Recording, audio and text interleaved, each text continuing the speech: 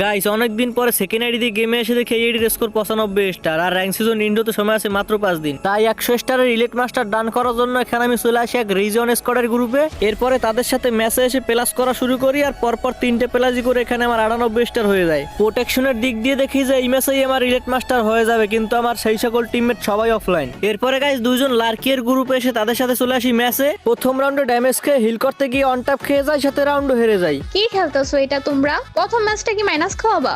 এই যে minus minus plus last player, এই যে প্লাস। এই রাউন্ড তো জিতে গেলাম, চলো রাউন্ড 3। পিছনে জানো কি লাভ মারলো, এই নাও ঘুমাও। লাস্ট প্লেয়ার 90 শট ভিক্টরি, চলে আসলাম রাউন্ড 4।